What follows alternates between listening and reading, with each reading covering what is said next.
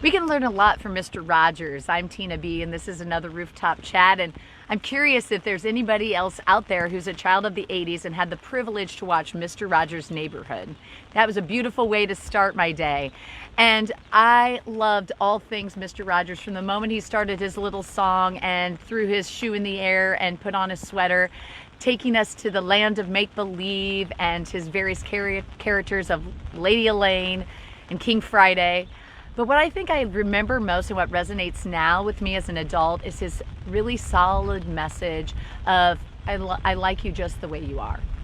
What a great message to share with children, is that he loved them just for who that they are.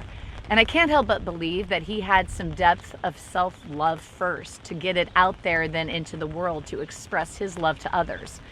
I recently read his biography, and Mr. Rogers had a really tough go of it. As a child, he was sickly, he was isolated, he was an only child, and so he had lots and lots of time at home by himself.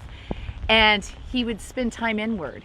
And that's where his beautiful imagination came into play. And I have to believe that he got intrinsically motivated by his imagination and his love of self, so that he could then make such a beautiful imprint and impact on the world later with his show, Mr. Rogers' Neighborhood. When we think of being in our being and being magnetic, I had a conversation with a client recently, and she's super passionate about this idea, this vision, and the energy or emotion is energy in motion, and was putting it out there, but it was coming off as sort of frustration and just wasn't expressing love to her team. And we kind of talked about that you have to start within, that intrinsic love of self, love of the self first, to then get the idea to the other. But you need to love your people along the way so that they can then be it can be persuasive to have them buy into that idea. So it's finding the love of self, expressing that outwardly, so that you can then connect magnetically to move forward.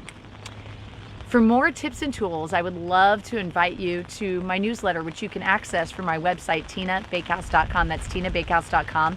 You'll not only learn more tips and tools, but you'll also learn insights as to updates for my upcoming book that's publishing this fall of 2023, which is Discovering Our Magnetic Speaker Within.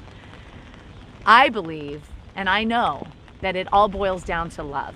And what a beautiful, lovely message that Mr. Rogers taught me, that I want to share with you, that to be magnetic and true, it starts with love, from here to out there. This is another Rooftop Chat with Tina B.